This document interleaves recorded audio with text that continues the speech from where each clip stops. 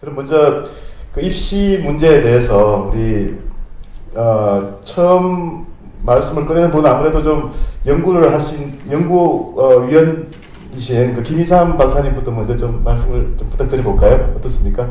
네, 감사합니다. 네, 안녕하십니까. 저 한국개발연구원에서 저 교육 분야 연구를 한 10년 정도 해왔습니다.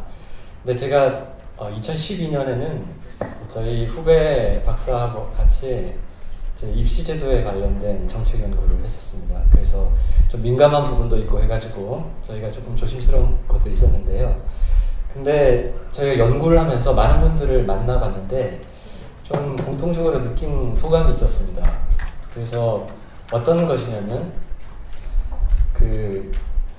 저희가 만난 분들이 다 입시에 성공하셨던 분이어서 그런지 몰라도 다 본인이 성공을 해낸 입시에 대한 향수를 가지고 계셨습니다. 그래서 본고사 세대는 본고사 때가 정말 그게 제대로 사람을 뽑는 거였다. 그때 공부도 제대로 했던 것 같다라고 이야기를 하시고, 또 학력고사 세대인 경우에는 지금처럼 복잡한 전형보다도 학력고사 한 방으로 그냥 깔끔하게 이렇게 가는 것이 정말 깔끔하고 오히려 더 공평했다라고 이렇게 생각하시기도 했습니다. 그래서 오늘 이제 입시 관련해가지고도 지금 뭐 여러 가지 생각들이 있을 텐데, 우선은 입시가 사실 대학 입시뿐만 아니라 예전에는 고교 입시 같은 것도 있었고요. 그래서 이런 문제들을 우리가 어떻게 볼 것인가. 이거는 입시라는 것은 사실 인재를 선별하는 것이거든요. 그리고 이건 선별 기능에 그치지 않고 그것이 교육에도 영향을 미칩니다. 뭐 예를 들자면 대학 입시가 어떻게 바뀌게 되면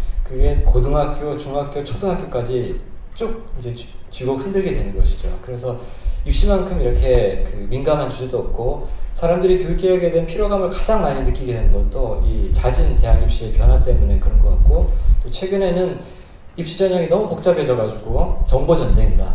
그래서 부모의 어떤 정보력이라든지 네트워크가 없으면은 정말로 어떻게 대학에 보내야 될지 잘 모르겠다. 뭐 이런 이야기도 있습니다. 그래서 지금 이 복잡한 문제를 짧은 시간에 어떻게 우리가 풀어낼 수 있을지 모르겠는데, 지금 제가 좌장이신 이조 교수님께 여쭤보고 싶은 것은 이 주제에 관련해서 제가 한번 발언을 하면은 다시 저한테 기회가 없는 것이죠.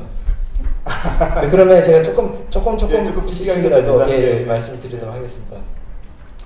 우선 입시하고 지금 연관되어 있는 문제, 제 밑에 단계부터 좀 말씀을 드리도록 하겠습니다.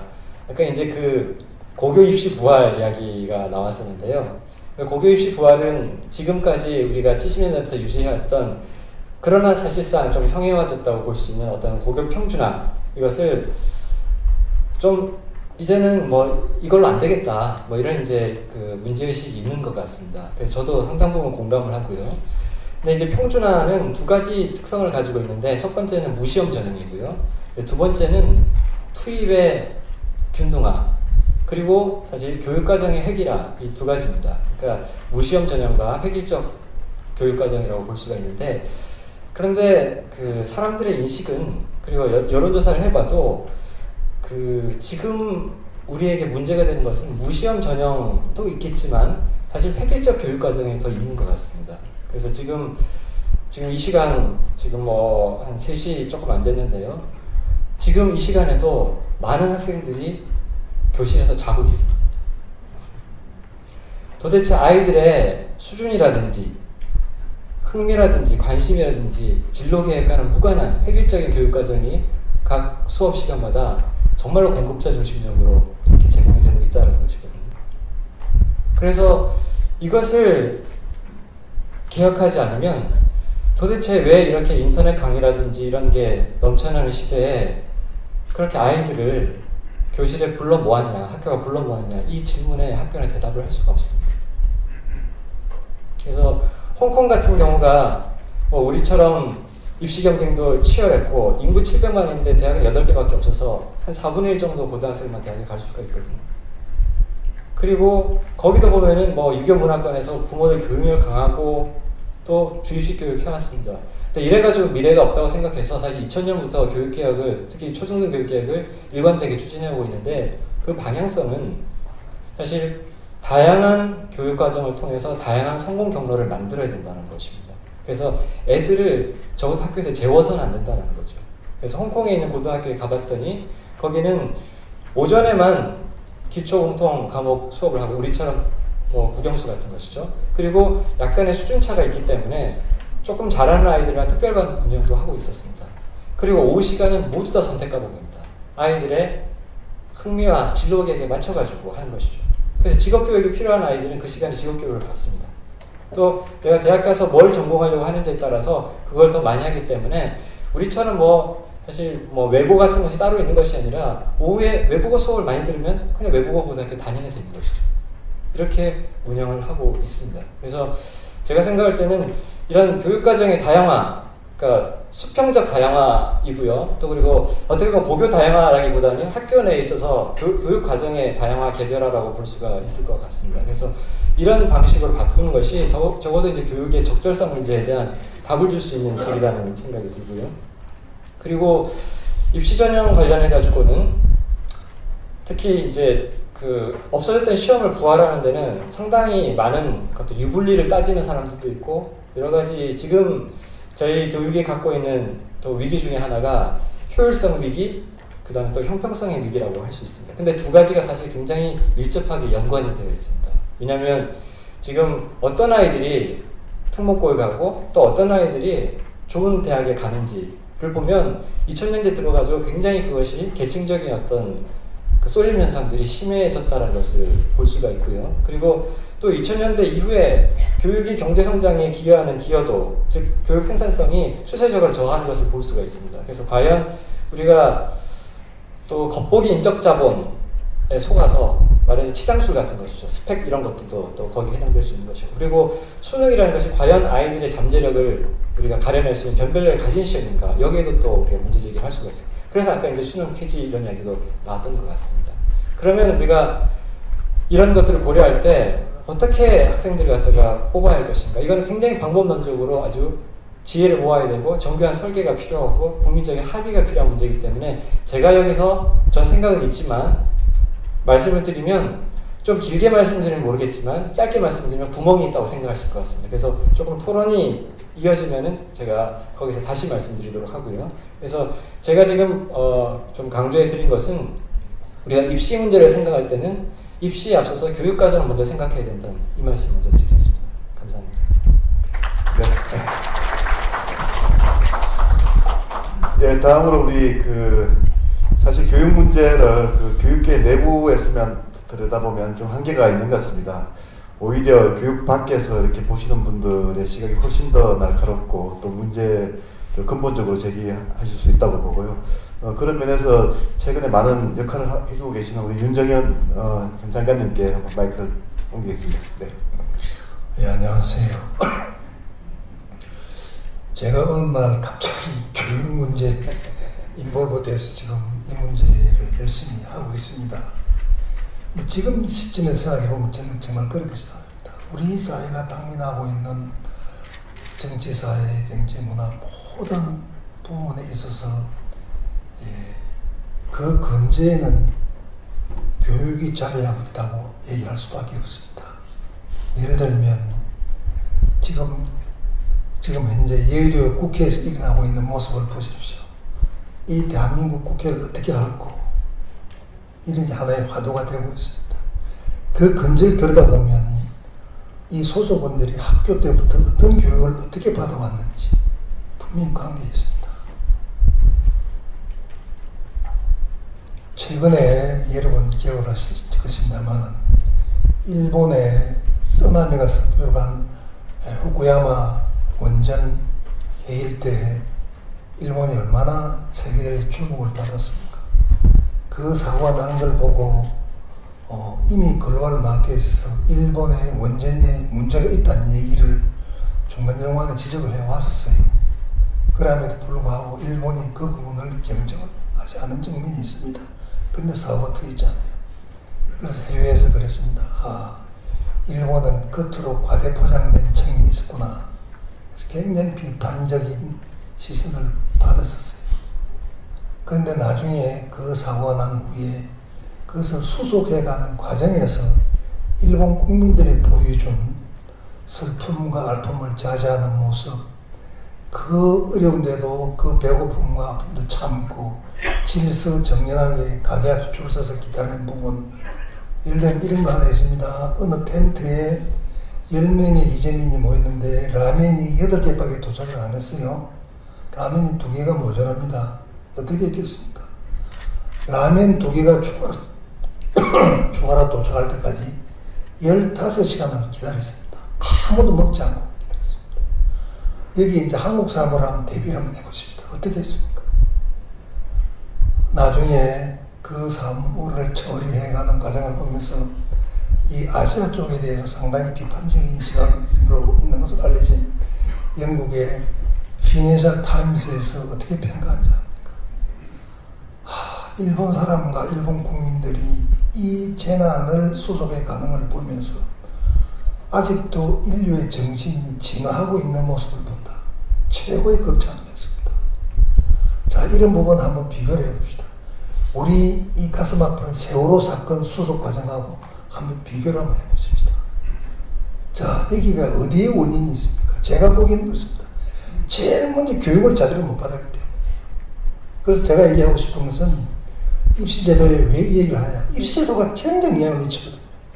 교육의 제도나 법이 어떤 것을 특정하냐에 따라서 그 교육을 받고 있는 학생의 품성과 인성에까지 영향을 미치는 거예요. 사람 됨됨이에 결정적인 영향을 주는 거예요. 그래서 제가 얘기하고 싶은 게 현재 같은 수능시험을 언제까지 지속해 갈 것인가. 수능시험이 왜 있습니까? 기본적으로 학생들을 평가하고 구분하자는 거 아니에요. 그러면 대학 입학하는데 제일 중요한 평가 지표인 수능시험이 첫째 가져야 건 변별력이 있어야 합니다.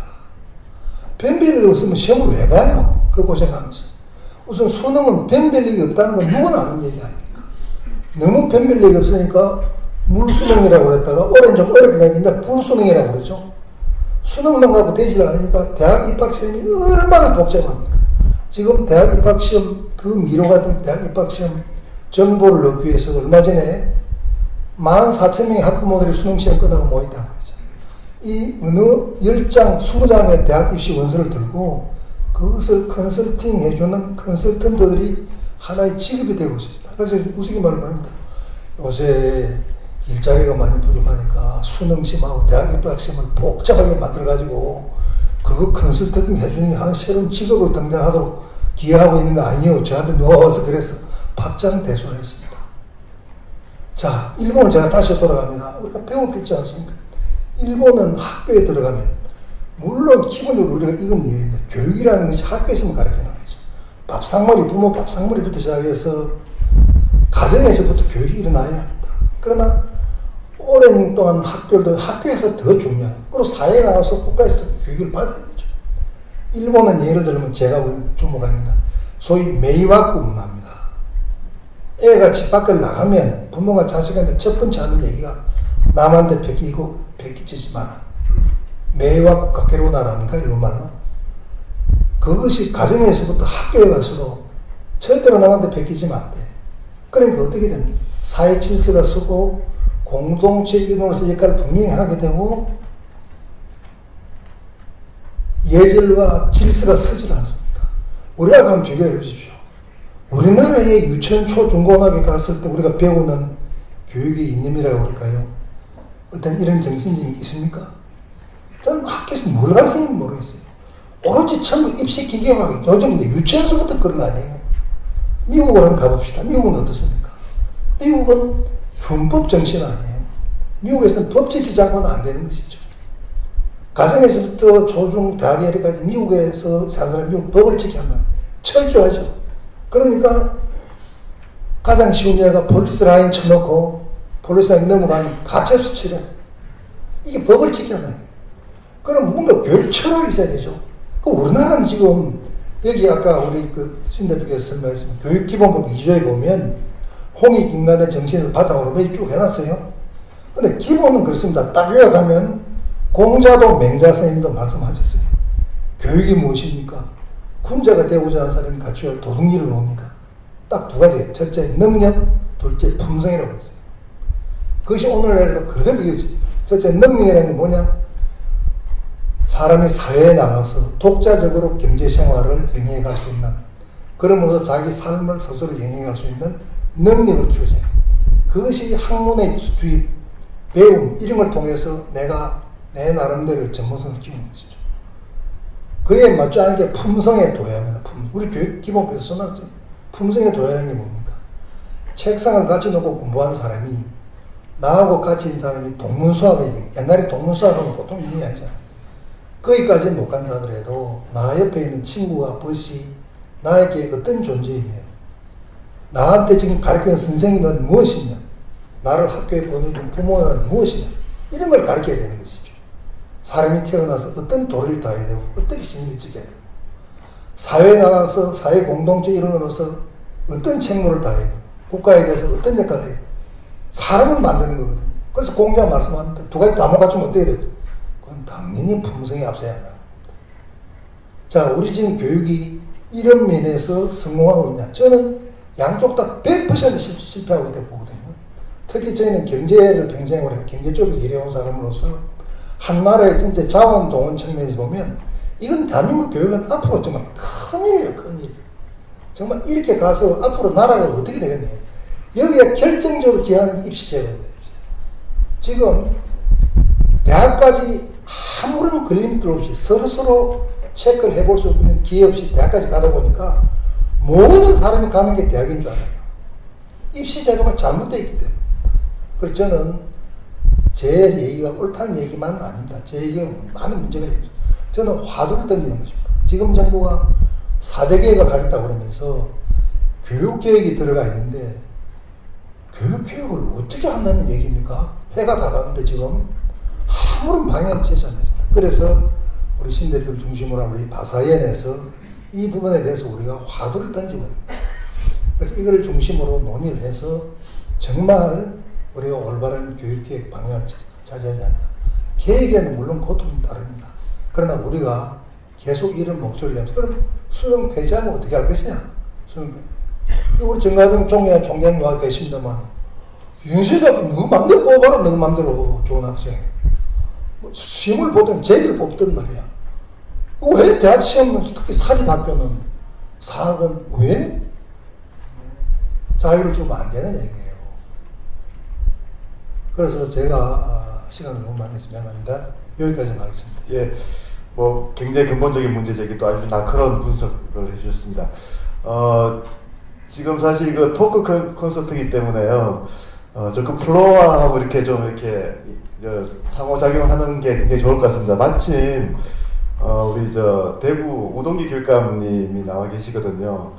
뭐 인성이나 품성에 대해서도 남다른 열정을 가지고 사실 또 대구 교육을 이끌고 계시기 때문에 지금 이제 우리 그 패널 전문가들 얘기를 더 듣기 전에 한번 좀 플로어에서 한번 좀 이렇게 그 반응을 한번 좀 구해보고자 합니다. 그래서 혹시 뭐 갑자기 제가 요청을 드려서 좀 죄송하긴 합니다만, 예. 마이크를 좀 우리 준비해 주시죠. 최근에 뭐 대구에서 굉장히 그 인성교육 쪽으로 많이 노력을 하는 걸 제가 듣고 있기 때문에 한번 말씀하실 게 많을 것 같습니다. 예, 저 대구 교육감입니다. 오늘 마침 서울에 출장에 있다가 이 소식을 듣고 좀 언론 기사에 보니까 엄청난 화두를 던지고 있어서 오늘 잠시 참석을 했습니다. 미리 준비된 얘기가 아니기 때문에 좀 평소에 생각했던 거 오늘 발제를 보면서 느낀 점을 좀 말씀을 드릴까 합니다. 기본적으로 지금까지 우리나라 교육개혁은 경쟁의 방법만 바꾸려고 했습니다. 어떤 방법을 가져오더라도 지금 교육개혁의 문제는 우리나라처럼 높은 교육열을 가지고 경쟁이 붙여졌을 때 수능 방법, 입시제도 개혁보다는 더 필요한 것은 경쟁의 내용을 이제 바꿔야 됩니다. 경쟁에서 일어나는 사회적 순기능을 살릴 수 있는 교육, 경쟁의 내용이 바꾸는 게 중요한 게 아니라 지금 오늘 여기 말씀하신 것 중에 제일 중요한 빠진 것이 기본적으로 고교 입시를 부활하든 대입을 부활하든 필요한 것은 건전한 경쟁이 일어날 수 있는 교육과정의 개혁입니다. 지금 교육과정의 개혁 없이는 한 발자국도 더 다음 개혁 단계로 진입할 수가 없다. 한 가지 말씀을 드리겠습니다. 지금 우리 아이들 인성 대단히 나쁘다고 자꾸 그러는데 어떻게 되어 있나 싶어서 한번 분석을 해봤어요. 초등학교 교육 과정에 성취 기준이라는 게 있습니다. 그 수업을 통해서 아이들한테 무엇을 성취시켜 줄 것이라는 기준이 있는데 그것이 1160개 정도입니다. 그것을 분석해 봤더니만은 대부분 다 지적 역량 중심의 성취 기준으로 짜여져 있어요. 도덕적 역량이 4%밖에 되질 않았습니다. 또 정직이라는 가치로 따져보니까 0.4%. 그럼 초등학교 교육 과정에서는 정직이라는 얘기는 선생님 입에서 잘 나오질 않습니다. 교육 과정을 충실히 이행하면 그런 과정입니다. 근데 이렇게 교육 과정이 그렇게 짜여져 있다는 것은 교과서가 그렇게 짜여져 있다는 거예요. 지금 역사 교과서 문제 삼는데 역사 교과서보다 더 심각한 문제가 지금 국어, 영어, 수학 각종 교과서입니다. 거기에는 전부 기능 중심의 지문으로 짜여져 있습니다. 이게 인성과 관련되고 품성과 관련되는 내용은 교과서 지문이 없습니다. 그러니까 인성 교육을 별다른 수업을 둬서 해야 되는 것처럼 느끼고 있고 인성 교사가 있어야 되는 것처럼 지금 변하고 있습니다. 그럼 이보다 한 것은 교과정을 개편하면서 교과서 개편이 무엇보다 시급하다. 지금 입시제도 이보다 더 전 단계에서 우리가 한번 해봐야 될 것은 경쟁의 내용을 바꾸고 그것을 달리면 여기 우리 시사하는 것은 뉴질랜드의 교육과정입니다. 뉴질랜드가 주제 과목을 바꿨습니다. 우리는 중요한 과목 국어, 영어, 수학, 사회, 과학 이렇게 해서 수업 시술을 짜놨습니다. 뉴질랜드는 놀랍게도 3년 전에 한 게요. 자기 나라 국어가 1번이고 2번이 예술입니다. 미술, 음악하고 연극이 들어있습니다. 이게 우리나라에는 연극이라는 것을 교과 과목으로도 생각하지 않는 겁니다. 세 번째가 체육이었어요. 네 번째 과목, 우리는 국어, 영어, 수학, 사회, 과학 정도의 과목에 체육이 들어있습니다. 그리고 그 다음 과목이 뭐가 하면은 그 나라의 소수 언어하고 수화가 들어있더라고요. 수화. 그러니까 그 나라의 마오족의 소수 언어 민족들의 원민족의 언어하고 수화가 들어있는 걸 봤습니다.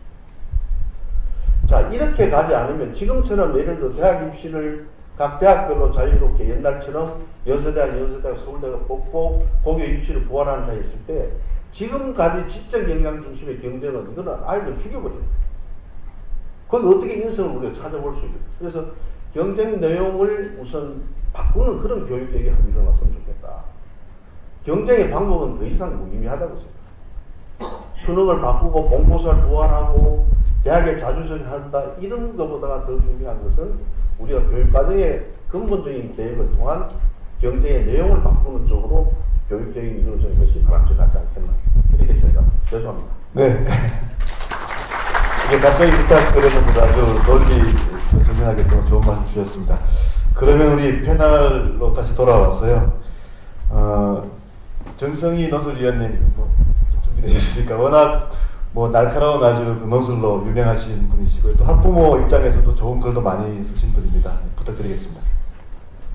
네, 작년에도 제가 이 자리에서 이런 얘기를 한 것 같은데 그 1년 동안에 그 교육개혁과 관련해서는 진전이 좀 없는 것으로 느껴지는 것이 좀 아쉽습니다. 사실 어제가 서울시내 주요 대학들의 수시 결과 발표 날이었습니다. 거의 모든 학교 학생들이 그 개별적인 성적 그 학교에서 그 성적표를 받고 학교 불합격이 어저께 나왔고요. 제 조카는 어저께 수시 6군데를 넣는데 다 떨어졌습니다. 오늘 재수를 한다고 얘기를 하는데 다시 생각해봐도 참 이런 낭비가 없다 이런 생각이 듭니다.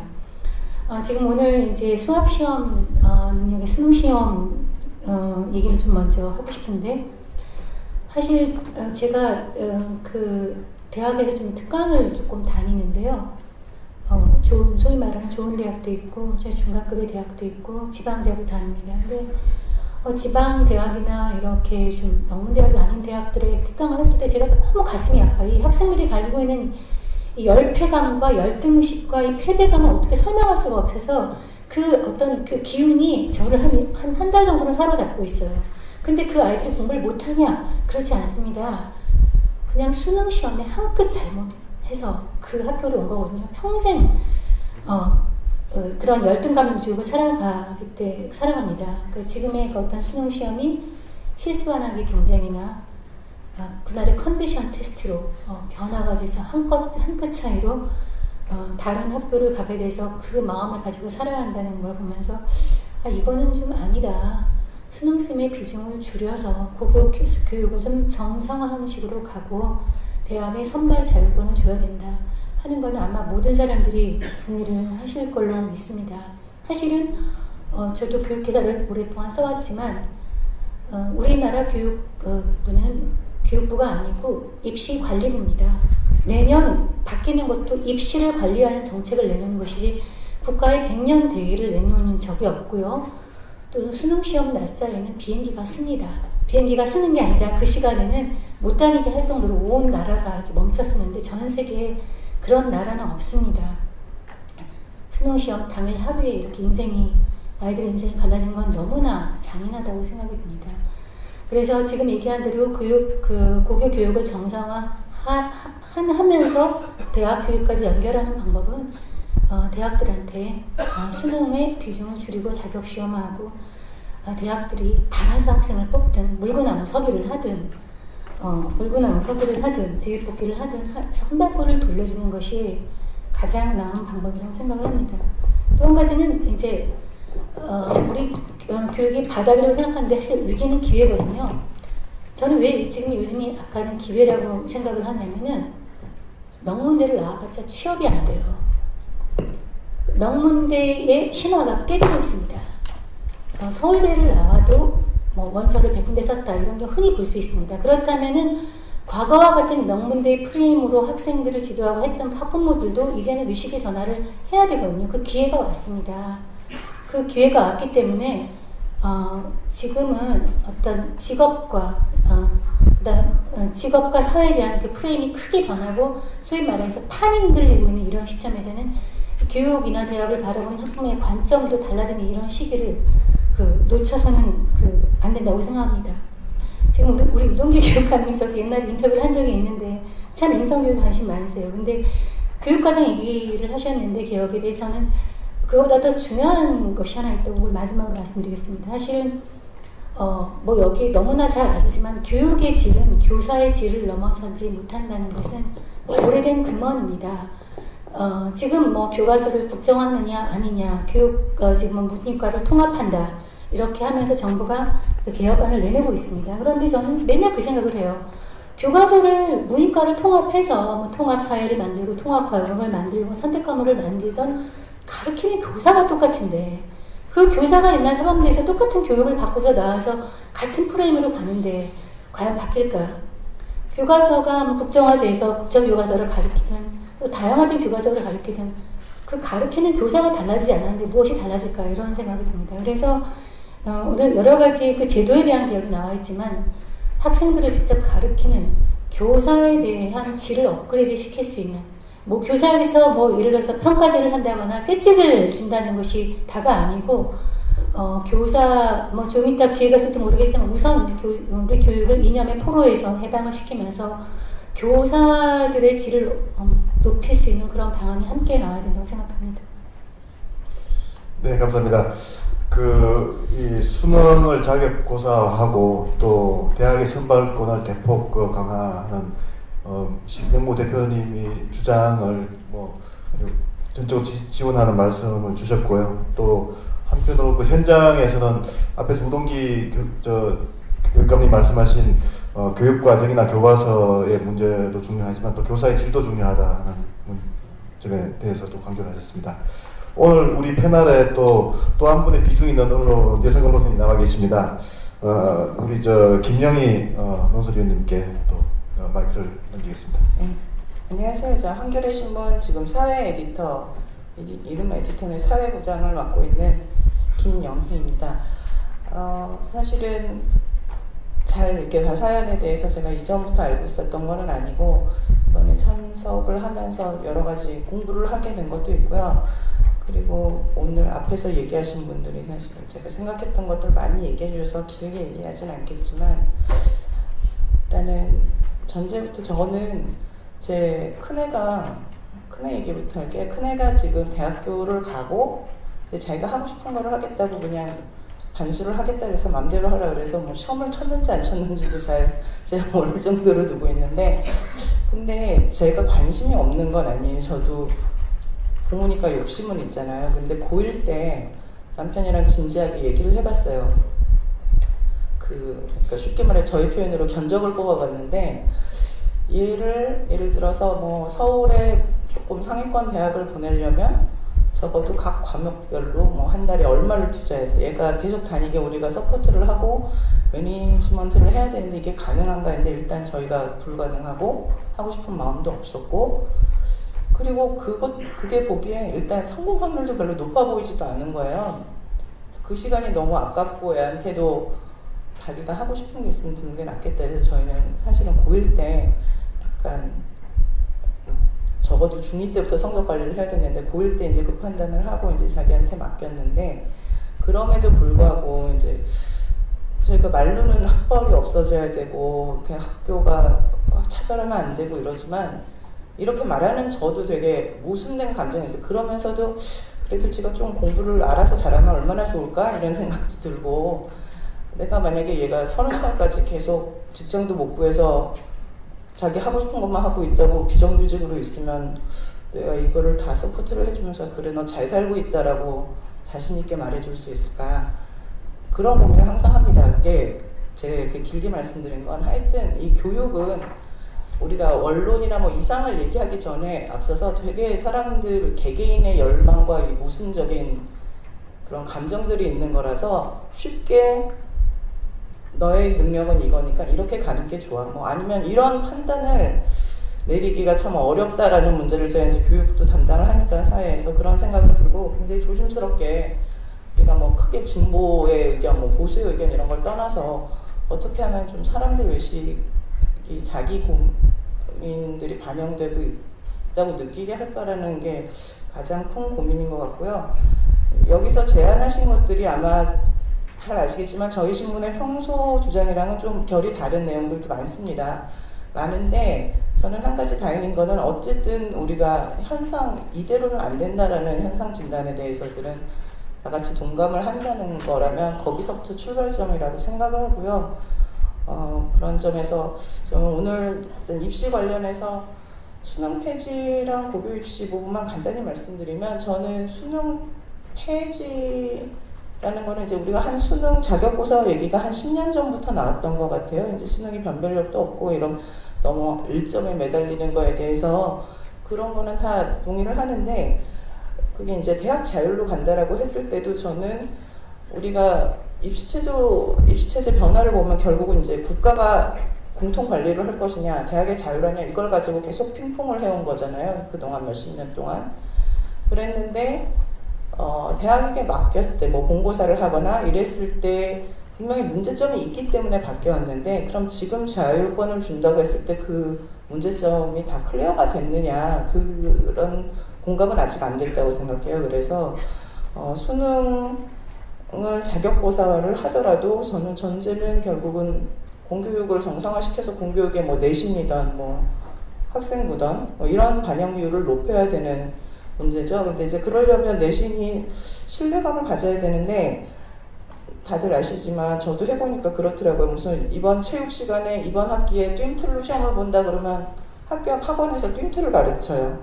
그걸 안 보내는 애들은 뜀틀을 못해요. 그러니까 이런 식으로 되는 상황에서 참 쉽지는 않지만 어쨌든 기본은 수능 자격고사 정도까지는 우리 사회가 이제부터는 얘기해볼 때가 되지 않았나 싶고요. 한 가지는 그것도 아마 쉽지는 않을 텐데 거기 가기 전까지 제가 제안하고 싶은 거는 지금 많이들 일부에서 이루어지고 있는데, 수시를 볼 때 옛날에는 수능 최저 등급제가 있었잖아요. 지금도 많이들 하고 있는데, 그러니까 결국은 수능 최저 등급제 문제를 폐지하는 학교도 좀 있는 것 같아요. 그래서 그런 현상들은 좀 반갑기도 하고, 그러니까 자격고사로 갈 수 있는 여지를 만드는 게 아닌가 싶습니다. 그래서 근데 아까 지금 제가 내신 얘기를 하다가 두 번째 얘기가 결국은 고교 입시 문제는 조금 상당히 많이 다른데요. 근데 제 생각으로 김희상 부장님이 많이 얘기를 해주셨어요. 저는 그러니까 다양한 과정을 만드는 거에서 정말 대폭 찬성입니다. 똑같은 데 앉아가지고 애들이 똑같은 수업을 받는 굉장히 무리하다고 생각을 하는데 그게 다른 학교를 그러니까 지금도 이미 우리가 잘 아시겠지만 강남에 있는 학교, 강북에 있는 일반 학교, 특목고 다 비슷한 계층의 아이들만 모여 있게 돼 있어요. 근데 저희는 생각해보면 어쨌든 저도 어렸을 때 저도 나름 8학번 출신이었지만 그때 생각해보면 굉장히 많은 아이들이 섞여 있었어요. 8학번인데도 그때만 해도. 그래서 그렇게 섞여 지내면서 이제 자란 것들이 나한테 저는 굉장히 큰 도움이 된다고 생각을 하는데 지금 애들은 안 그래도 일반고인데도 이미 너무 비슷한 애들끼리만 커요. 비슷한 애들끼리만 크고 그들이 인맥을 만들고 그들이 사회로 나가고 다 그런 상태인데 만약에 물론 직업교육을 강화하면 학교 이런 필요성들이 있는지에 대해서는 진지하게 검토를 해봐야 되지만 조금 더 늘려야 되는지 학교 자체가 달라지는 문제를 든다면 저는 그런 계층성을 더 강화시키지 않을까라는 우려가 생기고 오히려 아까 김 부장님 얘기하셨듯이 학교 안에서 다양한 선택을 하게 하는 프로그램을 만드는 것들이 가장 중요한 것 같고요. 그래서 고교 입시라기보다는 아까 입시 부활은 아니고 오히려 그런 거죠. 특목고도 좀 과격한 주장이라고 생각하시겠지만 어떤 사람들은 선지원하고 후추첨으로 뽑아야 된다. 특목고나 아니 자사고나 이런 데에 대해서도 그런 의견까지 나오잖아요. 그게 황당한 게 아니라 그 안에서 애들이 다양한 과정을 누릴 수 있게 하면 되는 거지 우리가 어떤 특수한 학교를 만들자는 게 원래 목표가 아니라면 원래 교육의 목적이 뭐였는지 생각하면 그런 방안도 진지하게 고려돼야 되지 않을까. 저는 그렇습니다. 지금 이 자리에 나와서 신영문 대표 발표하신 문제의식에는 굉장히 저도 많이 동의를 하고요. 그 방법에 대해서는 이제부터 토론을 해 나가야 될 자리가 아닌가라고 생각을 합니다. 네, 두서 없는 말씀이었습니다. 예, 감사합니다. 패널들 굉장히 다양한 의견이 제시됐습니다만 또 공통 부분도 굉장히 많이 있는 것 같습니다. 특히 이제 입시 문제 인식에 대해서는 많이들 공감을 하시고 계시는 것 같고요. 대학 입시에 있어서 수학능력 시험의 문제점 그리고 자격고사 한다든지 또 대학에 대폭 자율권을 준다든지 하는 것에 대해서도 대부분 그 방향에 대해서는 공감을 많이 표시하셨고요. 다만 이제 고교 입시 부분은 조금 이제 다른 생각들을 말씀을 하신 것 같습니다. 아까 김인삼 박사님이 조금 의견 좀 아껴 놓으셨는데요. 좀 마저 좀 말씀 좀 주시죠. 네. 네, 이제 고교 이제 교육과정 이제 말씀을 조금만 이제 좀 더 드리도록 하겠습니다. 그래서 지금 2000년대 이후에 이제 우리 사회에 또 많이 목도되고 있는 현상이 일단 소득 불평등도가 굉장히 높아졌고요. 그리고 사회 이동성이라고 할 수 있는 특히 세대 간의 어떤 계층 대물림이 좀 더 심화되어 있는 것들이 실증적으로도 확인이 되고 있습니다. 근데 이게 왜 문제가 되냐면 우리가 인성이라고 이야기를 할 때 인성의 사실 가장 핵심은 그 남을 배려하고 역지사지의 마인드라는 생각이 드는데요. 근데 이게 비단 올바른 덕성을 가지고 있는 어떤 시민을 양성하자는 거에 그치지 않고 사실은 서비스 산업이 결국 핵심적인 어떤 고용을 창출하는 기간 산업이 되는 이 현대 그리고 미래 사회에는 서비스업의 본질이 사실 다른 사람들이 원하는 것이 무엇인지를 아는 것이거든요. 정말 역지사지의 마인드가 있는 아이들이 그런 앞으로 더 경쟁력이 있는 그런 인재들로 또 자랄 수가 있는 것입니다. 그래서 그런 면에서 봤을 때 사회를 이해하고 자기와 다른 사람들이 무엇을 바라는지 원하는지 그리고 더불어 살려면 어떻게 해야 되는지를 이해하는 것이 굉장히 이제 우리가 사회 구성 원리로서도 참 중요해지는데 그런 면에 있어서는 저는 조금 이제 우려스러운 것은 최근에 그런 일종의 끼리끼리 몰림 같은 것들이 좀 심화된다라고 할까요? 그래서 제가 그 서울대에도 최근에 이제 몇 차례 가서 학생들 대상으로 특강도 하고 그 다음에 그 이후에 교수들 만나서 좀 토론을 했었는데요. 우선 이제 학생들이 저한테 이렇게 제 특강을 듣고 소감을 적어준 것들이 좀 있습니다. 근데 그건 특강을 듣기 전에 사실 이제 읽기 자료를 보고 적어준 것인데, 요즘 이제 서울대 내에서도 많은 아이들이 그 일종의 그 뭐라 그럴까 좀 박탈감 같은 것들을 느끼고 있습니다. 그래서 그 예를 들자면 인턴십 같은 것들이 굉장히 좀 취업에 좀 중요하게 작용하는데, 인턴십들이 상당히 그 폐쇄적인 어떤 그 동문, 특히 특정 무슨 고등학교 뭐 이렇게 해서 그 공개적으로 이렇게 기회를 가질 수가 있는 것이 아니라 선배들이 끌어주고 가보면 다 이제 비슷한 사람들끼리 있고 뭐 이런 식으로 형성이 된다는 것이죠. 그래서 그게 그 뭐 사회 통합뿐만 아니라 저는 결국은 경쟁하고 개방화라는 것 자체가 우리 사회에 경쟁력을 높일 수 있다라고 생각할 때 우리 사회 경쟁력을 위해서도 그렇게 바람직한 일은 아닌 것 같습니다. 그런 면에서는 저는 그 아이들이 학교라는 공간에서 좀 다양성을 체험하는 것은 굉장히 좋은 일인 것 같고요.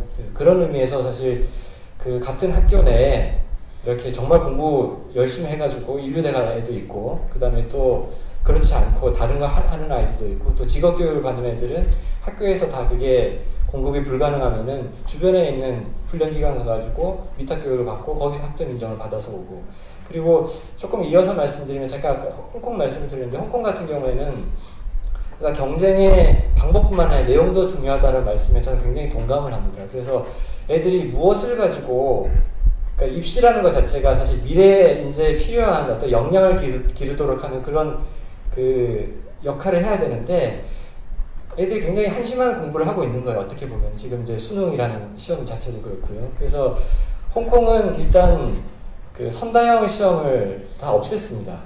그래서 그 수능도 논술형으로 바꿨고요. 그래서 제가 거기 수능 문제를 본 적이 있었는데, 굉장히 재미난 그 세계사와 역사와 뭐 이런 것들을 세계사와 사회하고, 그 다음에 뭐 통합적이고 융합적인 그런 사고력을 요구하는 그런 통합형 논술 문제들이 그 줄을 이뤘고, 사실 우리나라가 OECD 나라 중에서 유일하게 고등학교 교실에서 선다형 문제를 풀고 있는 나라입니다. 그리고 뭐 이렇게 그 논술형으로 시험을 보는 것들은 대부분의 이제 유럽 국가에서는 또 그렇게 많이 하고 있고, 시험이 그렇게 가다 보니까 이제 고등학교에서의 수업 방식도 달라지고 평가도 달라집니다. 그러니까 토론식으로 수업을 하고, 그 다음에 평가 자체도 논술형으로 하고, 그리고 굉장히 이제 그 내신 같은 것들이 중요해지는 것이죠. 그래서 실험 같은 거, 과학 같은 경우에는 실험이나 이런 그 일종의 수행평가답게 하는 것들도 제가 이제 가서 좀 보고 왔는데, 그렇게 하고 수능이 있긴 있습니다. 수능이 있는데 그것은 표준적인 어떤 교육과정에서 이 정도 스탠다드는 만족을 시켜야 된다라는 그 정부가 최소한의 어떤 그 일종의 그 최소 기준을 갖다 보여주는 것이죠. 그래서 아까 우리 지금 저 자격고사와랑 비슷한 개념으로 볼 수 있는데, 그냥 5등급제로만 평가를 합니다.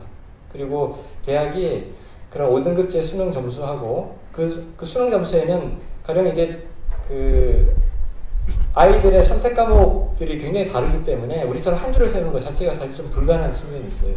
수능 과목의 선택 과목이 하도 다양해서 조합이 그 1000개가 넘습니다. 그러니까 애들이 다 자기가 하고 싶은 거, 흥미가 있는 것들을 수업을 받고 그 과목의 수능을 봐가지고 그 등급을 받아서 오는 것이고, 직업교육을 받은 애들은 훈련기관에서 한 3등급 정도로 이렇게 평가를 하면 그걸 받아가지고 오고, 그리고 수행평가, 내신이 굉장히 중요하고, 특히 중요한 것은 자기소개서인데, 제가 방문한 학교의 교장 선생님이 자기소개서 다 첨삭을 해줍니다. 우리는 보면 컨설팅 사교육 해가지고 뭐 한 장에 30만 원도 받고 대필 해주면 200만 원도 받고 뭐 이런 게 우리가 좀 알게 모르게 지금 우리가 알고 있는 사실인데요. 그게 저는 약간 되어가는 나라, 교육을 하고 있는 나라, 그리고 거기도 보면 못 따라가는 아이들이 있기 때문에 그 일종의 과외 같은 것들을 하고 있는데, 제가 보니까 교무실 바깥에 무슨 테이블들이 좀 야외에 있고요. 거기서 어떤 어른이 학생을 가르치고 있었습니다. 그래서 제가 물어봤죠. 저 분은 교사냐 물어보니까 교사인 경우도 있지만 그 동문들이 와서 자원봉사를 한다는 거예요. 그래서 이게 내 아이만 잘 되길 바라는 것이 아니라 내가 다른 집 아이도 내 후배도 이렇게 잘 못 따라가는 애들 좀 따라갈 수 있도록 해주는 거, 이런 방식으로 가고, 대학에는 이런 자료들을 우리가 다 제공했으니 알아서 자유롭게 뽑아라. 자율권을 상당한 부분 주고, 이게 우리가 좀 참고할 만한 어떤 모델이 됐던 것 같습니다. 그래서 제가 왜 또 홍콩 말씀을 드렸냐면, 제가 뭐 핀란드 이야기를 하는 것도 아니고, 우리랑 너무 역사, 제도적인, 문화적인 배경이 다른 나라도 아니고, 우리랑 비슷하게 유교 문화권에서 치열하게 경쟁하고 주입식을 했던 나라도 이래가지고는 미래가 없다라고 생각해가지고 벌써 저 10년 넘게 이렇게 2000년부터 교육을 바꿔오고 있는 걸 보면 우리도 지금 앉아서 이렇게 계속 좌시하고 있는 문제는 아니라는 생각이 듭니다. 이상입니다. 예, 감사합니다. 사실 저도 홍콩 그 개혁에 좀 관심이 있어서요. 홍콩의 교육 개혁이 아까 말씀하셨듯이 한 10년 정도 계획을 세워가지고 굉장히 일관되게 추진이 됐고, 그걸 이제 추진하는 그 교육국장이 KK 첸이라고 아주 유명한 여성분인데요. 세계적으로 지금 많이 알려져 있습니다. 그래서 저도 홍콩에 관심을 가졌던 이유가, 제가 데이터를 보니까 피사라고 해서 이제 영어, 수학, 이 과학 시험 성적은 우리랑 거의 비슷하거나 대등한데, 그 학생의 행복도가 홍콩이 훨씬 높은 걸 제가 발견하고, 홍콩이 뭐가 이렇게 다르길래 이렇게 됐나 해서 이렇게 저도 이제 가봤었는데요. 정말 그 교육 내용이나 이런 교육 개혁을 굉장히 일관되게 해온 걸 보고 놀랐습니다. 또 같은 아시아 국가 중에서도 싱가포르도 그 Thinking School Learning Nation 이렇게 해서 학교에서 사고력을 계속 강조하는 그런 교육 개혁이 국가의 어젠다로 일관되게 추진이 됐었고요. 그게 또 많은 그 변화를 일으킨 것 같습니다. 그래서 앞에서 우동기 교육감님도 말씀하셨지만, 교육 과정이나 교육 내용들을 일관되게 이렇게 국가가 쭉 바꿔와서 효과를 보던 나라들이 아시아에도 지금 생기고 있는 것이 우리에게는 좋은 또 그 사례가 될 것 같고요. 오늘 지금 이제 특히 이 바른사회운동연합에서 많이 강조하시는 그 입시라든가 이런 개혁하고 같이 맞물려서 간다면 정말 우리도 많이 더 바꿀 수 있다, 이런 생각을 하고 있습니다. 지금 조금 늦게 오셨지만 이제 아마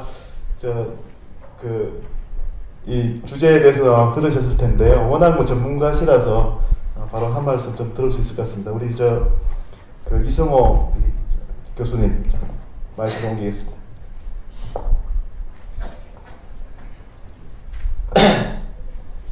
죄송합니다. 지금 원래 수업이 4시까지 예정이 되어 있었는데 수업을 좀 일찍 마치고 왔습니다. 사람들이 저보고 직업을 바꿨냐 그러는데, 저는 중앙대학교 교육학과의 교수고요. 그리고 이제 지금 그 한국교육정책연구소 소장을 일종의 봉사직으로 잠깐 맡고 있습니다. 그냥 두서없이 몇 가지만 말씀드리겠습니다. 기본적인 방향이라든지 철학 같은 건 저는 발제하신 분이랑 굉장히 많이 공감을 하고 있습니다만은, 우리나라의 공교육이 실패해서 청년 실업이 늘었다고 하는 주장을 하셨는데, 그거는 조금 지나친 일반화가 아닐까, 이런 우려가 듭니다. 왜냐면요, 우리 이주호 장관 앞에서 이런 말 하면 공자 앞에서 문자 쓰는 격이지만, 저도 전공이 교육학이지만 이코노미스트를 열심히 20년 동안 매주 읽고 있습니다. 근데 몇 달 전에 난 기사를 굉장히 제가 재밌게 봤는데, 2008년에 미국에서 시작된 금융위기, 이 이후에 2013년까지 5년 동안 유럽연 유니언, 유럽연합 국가의 실업이 500만에서 아마 800만 정도로 는 걸로 알고 있는데, 그 중에 거의 대부분이 청년 실업입니다. 그러면은 프랑스라든지 독일 같은 나라들이 공교육이 실패했기 때문에 청년 실업이 는 거냐? 그런 거는 아닌 것 같고, 아마 제2의 산업혁명 정도로 우리가 볼 수 있는 그런 어떤 직업시장의 위기가 아닐까. 그래서 그거는 교육하는 사람으로서의 변명이 아니라, 이거는 지금 하루가 다르게 발달해가는 컴퓨터 테크놀로지들이 과거에 인간이 하던 일들을 대체함으로 해서 생기는 그런 일시적인 현상이 아닐까 그런 생각을 해봅니다. 뭐 물론 그렇다고 교육이 아무것도 하지 말자 그런 얘기는 아니고요. 그래서 그 부분을 좀 말씀을 드리고 싶었고, 그 다음에 조금 전에 도착해서 아까 저 KDI에 계신 분 발표하시는 걸 들으면서 잠시 생각을 했었는데, 우리나라의 수능 문제 많습니다. 굉장히 문제가 많은데, 저는 말하자면 그 사지선다형으로 이 학생들이 응답을 하게 되어 있는 이 체제 한계는 물론 인정을 합니다만은 몇십만 명을 대상으로 하는 시험에서 우리가 사실 효율성이라는 걸 무시할 수가 없거든요. 채점을 하는데 6개월이나 1년 정도를 우리가 소요할 수 있다면, 그렇다면 굳이 뭐 다지선다로 할 필요 없을 겁니다. 하지만 드리는 시간, 비용, 노력, 대비 효과를 생각해야 되기 때문에 부득이하게 사지선다나 오지선다를 할 수밖에 없고, 그리고 평가 전문가들에 의하면 반드시 그런 어떤 멀티플 초이스라는 게 학생들의 사고 능력을 저하시키는 거냐, 그런 그걸 뒷받침할 만한 경험적인 연구는 그렇게 많지 않다. 그래서 결국 문제를 잘 만들면 된다, 제 생각은 그거고, 우리나라가 유일하지 않냐 그렇게 말씀하셨는데, 글쎄 저는 잘 모르겠지만은, 유럽은 잘 모르겠습니다만은, 뭐 미국 같은 경우에도 ACT나 SAT 같은 거는 거의 대부분이 멀티플 초이스, 사지선다나 오지선다로 되어 있는 걸 알고 있습니다. 한 가지 더 생각해 봐야 될 게, 과연 그 수능이 뭐가 문제냐? 그러니까 문제가 있다는 거는 같이 인식을 하면서 구체적으로 어떤 것이 문제라는 것에 대해서는 좀 인식이 좀 다른 것 같아요. 일부에서는 이런 주장을 합니다. 수능 자체가 다지선다형으로 되어 있어서 학생들의 창의적인 사고력을 발달시키는 데 제한이 된다, 이런 주장을 하지만, 또 다른 일부에서는 수능 자체가 지금 사회의 어떤 정치적인 압력 때문에 너무 쉽게 출제되는 경향이 있어서 변별력 자체가 없어지는 거 아니냐, 이런 비판도 있습니다. 이런 비판에도 한번 귀를 저는 기울여 봐야 된다고 생각합니다. 미국 같은 경우에 지금 대학들이 SAT 점수를 반영을 할 거냐 말 거냐를 가지고 특히 이제 상위권 대학들이 고민을 한다는 얘기 들었는데, 그 이면에는 과연 이런 시험이 교육적으로 학생들의 어떤 지적 능력을 향상시키는 데 도움이 되느냐 마느냐에 대한 진정한 논쟁보다는 이런 것이 있다는 것을 한번 생각해 볼 필요가 있을 것 같습니다. 이것도 제가 이코노미스트에서 얼마 전에 읽은 건데, 지금 미국에 있는 아시아 인종 연합 단체에서 미국의 하버드하고 유니버시티 오브 노스캐롤라이나 두 대학을 법원에다가 제소를 한 상태입니다. 제소는 인종 역차별입니다. 근데 그 내용인즉슨 뭐냐면은 최근 몇 년 동안 하버드 같은 경우에 평균 아시아인, 그러니까 중국인이 거의 대부분이고, 그 다음에 인디안, 그리고 우리나라 학생들, 아시아인들의 입학생이 백인들의 입학생의 평균, 우리식으로 말하면 수능 성적보다 백인들보다 약 한 100점가량이 높았다는 겁니다. 100점가량이. 다시 말해서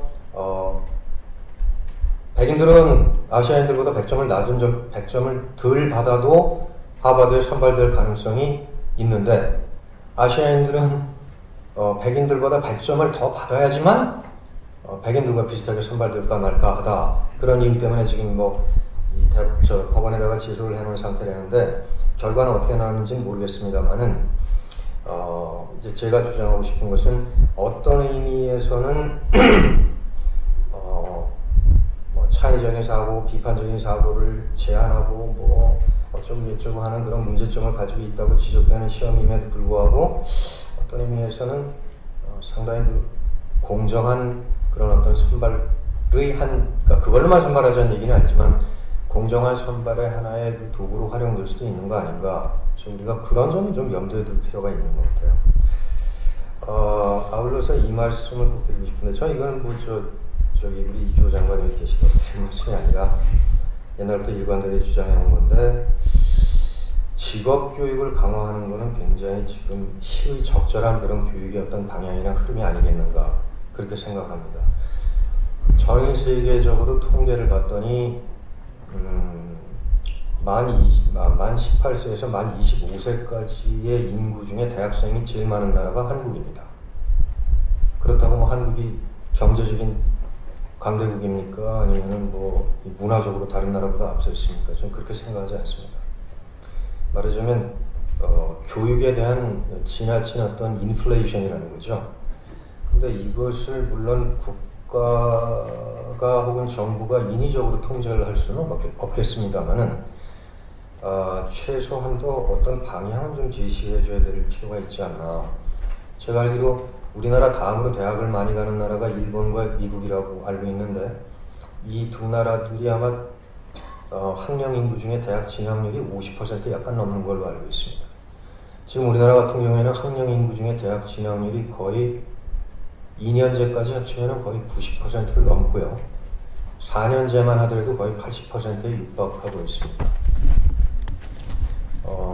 좀 충격적인 얘기지만 지금부터 한 10년 전쯤에 지방에 있는 어떤 대학에서 그 학교의 총장께서 하도 궁금하셔가지고 도대체 우리 대학에 들어오는 아이들이 평균적으로 학력이 어느 정도나 되는지 좀 알고 싶다. 그래서 학력 테스트를 한 적이 있습니다.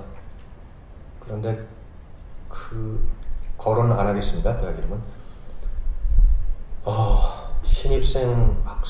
신입생들의 평균 학력이 서울의 비강남 지역의 중학교 3학년의 평균 학력보다 약간 낮은 걸로 나왔습니다. 근데 이 학교는 명칭이 대학입니다. 4년제 대학입니다. 그래서 과연 이런 어떤 교육의 확장이라든지 인플레가 사회적으로 무슨 의미가 있을까? 저는 그런 생각을 해봅니다. 네. 대충 뭐 이 정도로 예. 마치겠습니다. 네. 이제 우리 팬들들 쭉 말씀하신 거다 교육감 대구에서 오시면서 말씀하셨는데 교육이 여러 가지 면에서 생각이 다르고 대한민국 인구가 5천만이니까 대한민국의 교육 정책자가 5천만이라고 그러죠. 다 생각이 있습니다. 그래서 어렵지만은 다른 측면에서 왜 교육이 어려우냐? 교육은 나라 개인의 자식의 개인의 문제이자 나라 전체의 문제거든요. 그래서 어렵습니다. 예를 들면 경제학에서 구성의 모순이라는 말이 있듯이 전체로는 유익하지만 내 자식한테는 불리하니까 반대하는 거예요. 내 자식한테는 유리한데 국가적으로 보면 이거는 해가 되는 제도거든요. 그래서 어렵습니다. 제가 정말 하고 싶은 얘기가 많은데 아까 대구에서 오신 교육감님 말씀 잘하셨어요. 경쟁의 형식이나 방식보다는 경쟁의 내용이 더 중요하다. 100% 공감합니다. 근데 왜 경쟁의 내용이 떨어지는 거죠? 경쟁이 허용이 안 되고 있기 때문이거든요. 자동으로 부수적 올라간다고 그렇지 않습니까? 제가 전번에 안동 광주 가서 얘기했습니다만 학부모님들 많이 와 계신데 내 자식을 경쟁시장에 내보내는 게 두렵고 싫죠. 그러나 학부모 여러분 분명히 이건 우리가 알아야 합니다. 대한민국 여기까지 왔을 때 우리가 살아온 기본은 나라의 정강은 개방과 경쟁이었습니다. 경쟁이란 건요, 내가 싫다고 해서 피해갈 수가 없는 거예요. 사람은 사회적 동물이라 혼자 살 수 없습니다. 두 사람만 존재하면 그 사이에 질서가 있어야 되고, 그 정치가 있어야 되고, 규범이 있어야 되는 거예요. 그런데 다만 국가나 감독권이 해야 할 일은 그 경쟁이 공정하고 투명하고 정당하게 관리되도록 해야 할 의무가 국가와 감독당국에 있는 거예요. 그러면서 교육부가 그런 부분에서 제대로 만약 태운 점이 우리 이장 계시지만은 많이 있다고 제가 생각하는 것이죠. 그러니까 아까 대구 교육관님 말씀을 제가 조금씩만 멘트를 하면 제 소회가 그렇습니다. 아까 우리 정 의원님 참 줄정면 정 의원님 말씀 잘하셨는데 이 명문대학을 나와도 취업을 못한다. 수능시험 하나 떨어져가지고 지방에 딱 떨어졌다. 그래서 어떻게 됐습니까? 금년에 여러분 반수생이라는 말 들어봤어요? 한 학기만 다니고 다음 한 학기 휴학 내고 다시 수능 봅니다. 그래서 작년에 본 것보다 한 문제라도 더 맞히면 더 좋은 대학 갈 수 있을까 해서 반수생이 무려 7만 5천 명의 세월에 이것이 오늘의 현실입니다. 자, 이런 수능시험에 대해서 아까 우리 이 교수께서도 다른 말씀을 하셨는데 그건 제가 또 말씀드리겠습니다. 명문대학을 나오고도 취업을 못한다. 이 무슨 말씀입니까? 이승호 교수께서도 잠시 언급을 하시는데 우리가 지금 교육의 양과 질을 다 실패하고 있다고 제가 말씀드렸는데 양에서 우선 보면요. 이런 나라가 없습니다. 아까 일부 언급이 됐죠. 우리 대학 진학률이 70% 80% 이상 올라갑니다. 그러니까 어떤 현상이 펼칩니까? OECD 가입 국가 30국가 중에서 학력 비교를 해놓은 걸 보면요. 제가 이 교육 문제에 나서게 된 결정적인 계기도 여기부터 시작이 됩니다. 노동개혁 지금 자초하고 있지만은 노동개혁만 한다 해서 청년 일자리 생깁니까? 그거 한계가 있습니다. 왜냐? 이런 식의 학력 구조를 가지고는 아니 된 거거든요. 여기에 대해서 우리 모두가 공감을 하고 계획이 나서야 합니다. 1년에요, 연간 정의원, 고등학교 졸업하고 신규 노동시장에 공급된 인력이 얼마나 된다고 생각해요? 수능시험 보는 사람은 아는데 바로 들어가는 사람은 쉽지 않다고 모르겠네요. 그러니까요, 올해 수능시험 보는 사람은 얼마나 되죠? 65만, 66만 그렇습니다, 여러분. 올해 수능시험 보는 사람 65만, 66만이에요. 대학 진학률이 80%, 90%가 아까 우리 이 교수 말씀하셨죠. 그러니까 어떻게 됩니까? 대학을 가지 않고 고등학교 나오고 노동시장에 나오는 노동 인력 인구가 15만, 16만 정도입니다. 정말 이 문제는 듣고 어떻게 가자는 얘기예요? 그러면 한번 생각을 해보십시오. 고등학교를 졸업하고 노동시장이나 노동 인력이 15만, 16만이면 대졸 이상의 고학력자는 어느 정도 시장에 나와야 밸런스가 맞다고 봅니까? 누가 말씀 한번 해보시죠. 예? 40만이요? 40만 명이요? 그러면 고졸 하고 15만, 대졸 이상은 40만이요? 그럼 이제 어떻게 되겠습니까? 자, 지금요, 모든 조직에 대한 인사구조는 이렇게 피라미드형입니다. 그렇지 않습니까? 밑에 일을 하는 일반직, 기능직을 중심으로 해서 상위층 올라갈 때 CEO까지는 이렇게 되잖아요. 그래야 할 거 아닙니까? 예를 들면 은행이나 회사를 치면 처음에 평사원으로 들어가서 첫 번째 승리해서 대리가 된다 칩시다. 그럼 대리 한 사람 밑에 평직원이 2-3명 있어야 맞는 거 아닌가요? 지금 우리 학력 구조는 어떻게 되어 있냐면 아까 우리 신 대표 발표에도 나왔어요. 매년 대졸 이상을 나오고 노동시장에 공급 인력이 50만 명이 넘습니다. 아마 한 55만 명 이상 될 거예요. 그럼 어찌 됩니까? 직장으로 치면 대리 하나 밑에 행원이 2-3명이 아니라 행원 하나 위에 대리가 2-3명 있는 거예요. 그 일할 사람보다 감독할 사람이 더 많은 거예요. 대리 위에 과장이면 과장 밑에 대리가 2-3명 있어야 맞겠죠. 지금 우리 학력 구조는 대리 위에 과장이 2명, 3명 있는 그런 학력 구조예요.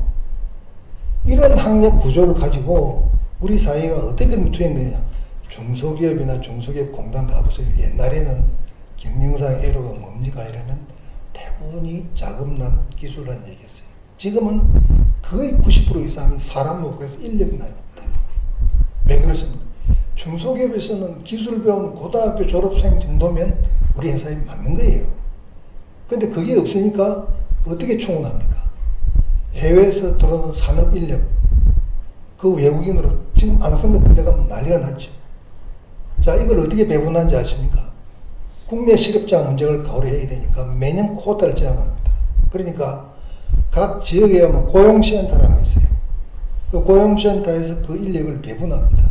산업인력 들으면. 제가 아까 그걸 가져왔었는데 책상을 좀.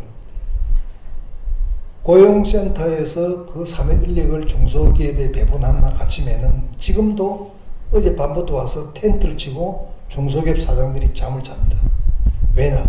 아침에 문을 열면 first come first serve예요. 숫자가 얼마 안 되니까 먼저 줄 서서 그 인력 배정 받으려고 줄 서는 거예요. 어느 날 기자가 가서 취재를 하다가 어느 텐트에 보니까 여고생이 앉아있어서 물어보고 너가 왜 왔냐면 원래는요 우리 엄마가 오길 되었는데 남대문에서 조그마한 양말 공장 하는데 직원 하나가 갑자기 아파서 우리 엄마가 대신에 나갔어요. 그래서 할 수 없이 제가 오늘 하루 학교를 빼먹고 여기 와서 노동 배정 받으려고 여기 와 있어요. 지금 그렇습니다. 그런데 대학 졸업생은 어떻습니까? 길거리에 도서관에 컴퓨터방에 넘쳐나는 게 대졸 실업자입니다. 이거 혹시 청년분 안 계세요? 그래서 오죽하면 뭐 해일 조선 얘기까지 나오고요. 아까 정의에 말씀하신 이런 절망감, 좌절감이 나오는 거예요. 지금 우리 청년들의 실업에 대한 이 절망감, 좌절감은요, 이제 분노의 단계에 치닫고 있습니다. 저는 정말 걱정입니다. 대학까지 나와서 부모는 그 뼈 빠진 사교육비 부담해서 파출부까지 나가서 오만 고생돼서 대학을 졸업시키면 이제 뭔가 있을 줄 알았더니 졸업도 못하거나 졸업을 자꾸 연기합니다. 취업을 못하니까요. 졸업하고 계속 놀고 있는 모습을 보면서 우리나라 중산층이 경제적으로 붕괴되는데 제일 큰 것이 사교육비하고 주급입니다. 지금 그런 상황입니다. 그래서 지금 정부의 공식 통계가 청년 실업률이 우리가 8.4%를 하지만은 나중에 취업애로까지 해서 한 20% 된다고 발표가 됐어요. 저는 잠시 머무르거나 아르바이트를 하거나 이런 사람들이 다 포함하면 우리의 청년 실업률은 40% 50%가 봐도 저는 된다고 봐요. 그럼 이런 학력 구조를 놓고 어떻게 대졸 누구 대학 졸업했지만 눈높이를 낮추고 눈높이 낮춰집니까? 내가 그 당시에 대학물 먹었는데 거긴 난 못 갑니다. 지방에 못 갑니다. 중소기에 못 갑니다. 이렇게 해서요 상급과 대학 간의 미스매치가 심각합니다. 이래 놓고 노동계획 아무리 해보세요. 어떻게 지역 문제를 해결합니까? 그래서 제가 주장합니다. 지금 우리나라 대학교 수를 400개 이르는 대학교 수를 우리나라 기초자치단체가 225만 개 그래요.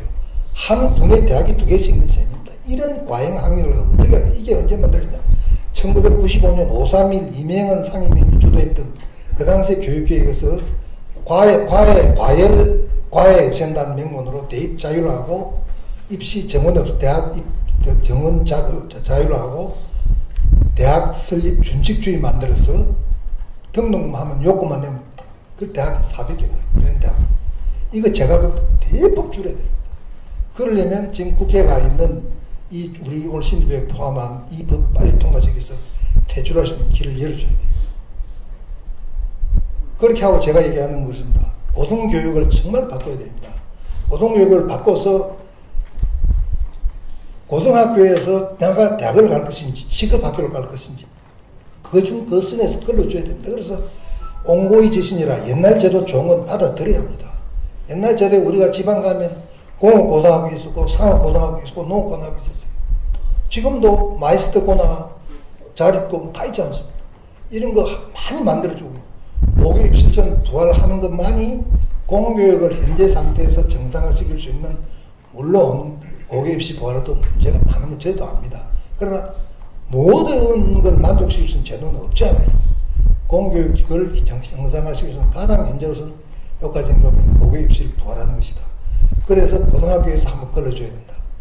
내 아들, 내 딸이 어디까지 적성인지 부모가 모릅니다. 그러니까 대학까지 그냥 달려가는 거예요.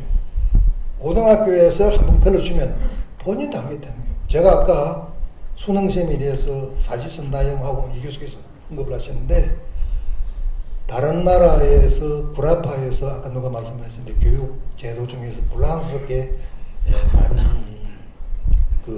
주목이 됩니다. 잘 됐다고 그러죠. 바칼로레아라는 불란서에 우리 수능에 해당하는 그런 시험 문제 이런 게 있어요. 그게 지난 6월 달에 마지막 최근에 본 시험인데 그게 철학에 모든 게 필수인가 봐요. 철학을 다 봐야 되는데 어떤 문제가 나는지 압니까? 모든 예술 작품은 다 의미가 있는 것인가? 이게 시험 문제예요. 여러분 한번 써보라고 그러세요. 저도 말이에요. 이거 어떻게 쓰겠어요? 고등학생한테 그런 문제를 어떻게 써? 얼마 전에 어떤 문제가 난지 알아요? 사랑은 의무인가? 문제를 어떻게 생각하세요? 사랑은 의무예요? 아니에요? 사랑은 의무인가? 이런 게 시험 문제입니다. 또 재작년에 어떻게 난지 아세요? 유토피아는 환상에 지나지 않는 것인가? 또요, 제가 정말 놀란 게요. 요새 국정교과서에 논란이 많잖아요. 역사가는 객관적일 수 있느냐? 너 쓰라는 거예요. 그래서 제가 불란서 대사에 전화했어요. 이 채점을 어떻게 합니까? 딱 그죠. 막 웃더니 한국 사람다운 질문이다 이거지. 아까 우리가 객관식으로 하면 채점하고 공정성, 효율성이 있겠죠. 딱 답이 이렇습니다. 그 채점이 뭐가 어려워요? 이거는 자격시험인데 학생들 딱 쓴 거 보면 이게 200년 전 지속된 전도를 딱 보면요. 벌써 눈에 딱 보인다는 것이죠. 이 학생이 우선 자기 생각을 정리할 수 있는 논리 부사력이 있느냐. 생각의 깊이가 대학에 갈만한 자질이 보이느냐. 눈에 그냥 보인다는 거예요. 그러면 패스와 페일 이건 도저히 안 되겠다. 패스인데 엄청나게 잘 쓴 게 있고 단계별로 나눠주는 거죠. 그러면 거기서 A급 받은 사람은 미국 예를 들면 불란서를 이끌어가는 에나 같은 학교에서는 기본으로 거기서 A급 등급 이상 받은 사람만 응시 자격을 주는 거예요. 그래서 제가 이게 참 이런 것이 얼마나 현명한 그 제도냐 하는 게 우선 당사자가요. 고등학교 당사자가 그런 신문지를 딱 접하면 아이고 나는 대학 갈 스타일이 아니구나. 내가 대학 가서 이 골치 아픈 이런 거 앞으로 공부해야 할 거 아니냐. 나는 내 적성에 맞게 기술 배워서 물론 사회적으로 이런 문제도 발전돼야 됩니다. 고등학교만 나와도 좋은 직장 가지고 남 부럽지 않게 살아갈 수 있는 시스템을 만들어야 됩니다. 그러나 그것이 안 돼 있다고 그래서 교육 문제를 자꾸 뒤쳐지게 하면 어떻게 되나요? 순차적으로 풀어가야 할 거 아니에요. 그러면 본인도 자기가 마음을 정하는데 도움이 되는 거예요. 뭐야? 역사가 사람에게 다가오는가? 사람에 의해서 역사를 변경시키는가? 이런 질문이 내가 대학 가서 이런 공부하겠어? 자, 이런 데서 우리가 뭔가 메시지를 얻어야 되지 않겠냐. 지금처럼 우리가 조금 얘기할게요. 지금처럼 우리 교육이 전환기에 와 있습니다. 저희 수요자 입장에서 보면 어떤 문제가 있냐면 지금까지 우리가 산업화를 이만큼 이루어온 데는 교육의 힘이 결정적으로 기여했어요. 그래서 미국 오바마 대통령도 한국 교육이 좋다고 칭찬하고 그러죠. 이것은 무슨 얘기입니까? 문맹률이 대한민국 국민들은 거의 제로예요. 오랜 동안 교육에 대해서는 부모들이 그렇게 헌신적으로 자기 희생해서 애들 보여주는 겁니다. 자기 글자 자기 이름 못 쓴 사람 없고 문자를 다 해도 가능합니다. 그러니까 우리가 대량생산 시대에 우리가 경제개발하면서 해외에서 기술과 자본을 갖고 왔을 때 공장에 바로바로 단기간 교육을 투입을 시킬 수 있는 게 문자 해독 능력이 다 있습니다. 기계를 다룰 수 있는 인스트럭션을 읽을 수가 있습니다. 지금 개성공단에 와 있는 북한에서 나온 노동자들 우수하다고 그럽니다. 문자를 다 해독하는 거예요. 전 세계를 한번 가보십시오. 남미, 동남아, 동그랗, 아프리카 자기 이름 석자 쓰지 못한 문맹률이 상당합니다. 그러니까 그런 나라가 왜 세컨드 코리아가 못되냐. 노동력으로 금방 투입할 수가 없어요. 교육을 받지 않았기 때문에 문자 해독 능력이 없기 때문에 기계를 익숙해질 수가 없는 거예요. 이게 굉장히 중요한 요인입니다. 그런데 거기까지는 우리나라 교육이 그렇게 기여했어요. 그런데 이제 뭐냐. 그야말로 창의성, 수월성 이런 것을 바탕으로 한 도전정신 이런 것을 어우러지는 이제는 지식 정보화 사회에 이미 접어들고 있습니다. 이제는요 그냥 대량생산 시대에 문자 해독 능력 지금 시기의 평준화 정책 가지고는요, 이 특히는 수능에 대해서 부정적인 게 이 수능심이 과연 학생의 수월성, 창의성 이런 것을 가름할 수 있는 잣대하고는 거리가 멀지 않느냐 이렇게 보는 거거든요. 그래서 이 부분에 제가 비판적입니다. 여기까지 가겠습니다. 예, 감사합니다. 네, 박수 한번. 예, 그러면 우리 이제 그만 제가 잠깐만 좀. 네, 알겠습니다. 예, 말씀하시죠. 네. 윤 장관님 가지고 계신 생각이랑 제 생각이랑 뭐 크게 저는 다른 것 같지 않습니다. 그런데 제가 수능에 대해서 아까 말씀드렸던 거는 지금 현재도 수능을 조금 어렵게 내면은 난리가 나거든요. 그런데 저도 사실 원칙적으로는 학생들의 선발은 대학교에서 알아서 해라. 그걸 주장하는 사람이지만 만약에 이제 수능 같은 시스템을 부정을 하고 완전한 대학의 자율에 맡기면은 그는 결국은 대학이 이제 본고사를 통해서 이제 학생을 선발을 할 수밖에 없거든요. 근데 이제 그런 경우에 미칠 우리 사회의 어떤 정치적인 파장이라든지 그런 것도 고려를 해봐야 되지 않나 그런 의미에서 말씀드린 거고, 그리고 수능 같은 경우 저는 지금 과목 쓸데없이 너무 많이 보고 있고요, 개인적으로. 그다음에 일단 쉽습니다, 너무. 그러니까 변별력이 없어요. 그러니까 이제 이걸 좀 잘 좀 운영을 하면은 어느 정도 효과를 좀 기대할 수 있지 않을까 그런 뜻에서 드린 말씀이고, 그다음에 장관님 바칼로리아 시험을 예를 드셨는데 저도 학생들한테 늘 강조하는 게 니들이 여기 무슨 암기나 하러 두고 왔냐. 생각을 좀 해라. 생각. 그런 걸 강조를 많이 합니다. 그런데 그래서 얼마 전에 어떤 학생이 방학 때 뭘 좀 읽었으면 좋겠습니까? 그래서 제가 톨스토이를 좀 읽어보라 그랬습니다. 우리나라 교육 행정 말고요. 그래서 아니 톨스토이를 읽어봐라 그랬는데 과연 우리나라의 고용주들, 인플로이어들도 똑같은 생각을 하고 있을지는 저는 조금 의문이 들어요. 무슨 얘기냐면 우리나라의 고용주들은 학생 사원들, 신입 사원들 선발할 때 한번 그 공고를 한번 보십시오. 경제학, 경영학 전공을 이렇게 한정을 합니다. 몇 년 전에 제가 잠깐 만났던 사람인데 뉴욕에서 증권시장에서 일을 한대요. 대학을 하버드를 나왔다. 그래서 전공을 뭐 했냐 그랬더니 인류학을 했답니다. 인류학을. 우리나라 같으면 참 상상하기 어려운 일입니다. 그렇죠? 고용주가 인류학 전공한 사람을 증권회사에 직원으로 쓰겠습니까? 그러니까 우리의 어떤 이 교육 제도의 변환이라든지 개선 물론 필요합니다만은 저는 그와 동시에 우리가 가지고 있는 인식의 변환도 좀 있어야 되지 않나. 예. 그 말씀 잠깐 좀 드리겠습니다. 예, 뭐 충분히 이제 좋은 논점들 또 이렇게 이 주장들에 대한 부분들이 굉장히 선명해진 것 같습니다. 이제 플로어의 좀 의견들 좀 들을 시간이 된 것 같습니다. 뭐 자유롭게 좀 손 드시고 자기 소속 또 성명 말씀하시고 좀 의견 주시기 바랍니다. 네. 지금 교육 개혁을 하는데 보편적인 또 균형 잡힌 총체적인 그런 입장에서 얘기를 돼야 되라고 생각합니다. 그런데 첫째, 제가 보기에는 그동안 한 20년 전부터서 슬슬 무너지기 시작해가지고 지금 교육이 원 궤도에서 상당히 벗어났다. 여기 하나입니다. 너무 많이 벗어났어요. 그런데 우리가 교육 과정을 운영을 해보고 또 교육 원리를 이렇게 따라보면은 조금씩 이제 변화를 하면서 할 필요는 있습니다.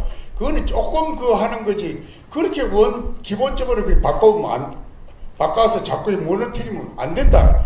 이겁니다. 그래서 이제 그 중요한 요소들이 뭐가 있느냐 하면 첫째, 아까 많이 논의가 되는 시험을 어떻게 볼 것이냐고 이게 대단히 중요한 겁니다. 시험 보는 데 따라서 가르치는 방법도 틀리고 결과도 틀리는데 객관식만 계속 해가지고 되겠습니까?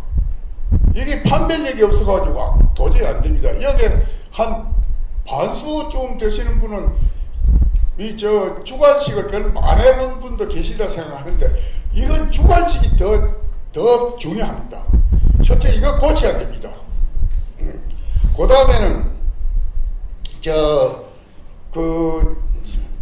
제일 중요한 문제가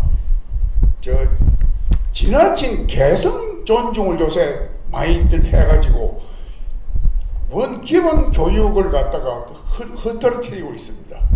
근데 적어도 국민학교하고 중학교까지는 기본적으로 꼭 인간적으로 배워야 될 걸 꼭 배우고 넘어가고 고등학교에서는 조금 융통성 있게 해야 되지. 지금 함부로 그냥 미리 개성 존중한다고 자꾸 이러면 막 교육 전부 무너져가지고 아무것도 안 된다. 그게 제 보는 입장입니다. 네, 간략하게. 현직의 대학에 있고요. 저는 뭐 경제 효율론자는 아니지만 교육의 효율성이 완벽히 떨어졌다는 생각합니다. SAT 성적 얘기 많이 하는데요.